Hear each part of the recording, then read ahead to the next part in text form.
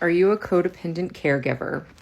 I am guilty, but I like to refer to myself as a recovering codependent caregiver because one thing people don't talk about enough is how exhausting it is to already be predisposed to rescuing, saving, fixing, and being in control, and then having a real life scenario come into play where you get supercharged like Superwoman or Superman, and you're in there and you're like, yeah, this time it's my time to shine, baby.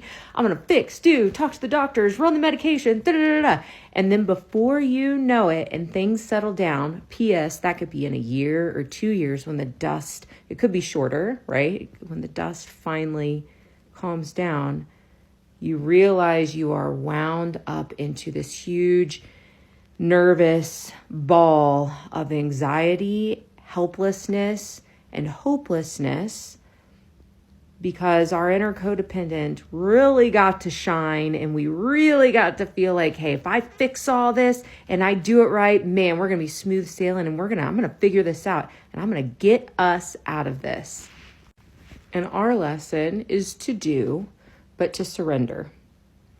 To let go of the weight that every single thing must be perfect. And if we don't do it and we don't fix it, everything will crumble. Our lesson is to learn to set boundaries and to ask for help. My huge lesson has been to learn to ask for help, even if it's going to inconvenience another person.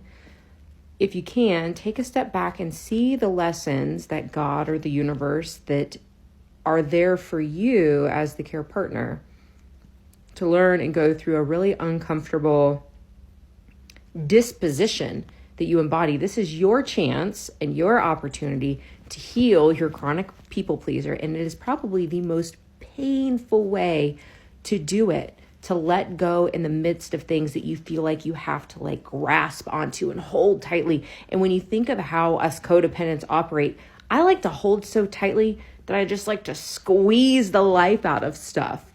And it's too much. We've got to loosen our grip a little bit. We can still hold on, but even like just an inch, just a centimeter of room can let us breathe. So it's not saying that we have to let go of the situation completely, although we're working towards that surrender, right? But let's just loosen our grip just a little bit. Enough room just to take a little breath, take a little breather, and step back just a little bit so we can start working on our patterns, right? Our issues with control, our things that stem from whatever unhealed thing that occurred a long time ago. That's a different story from a different day, but just take a step back. You can still keep an eye out, but just loosen your grip.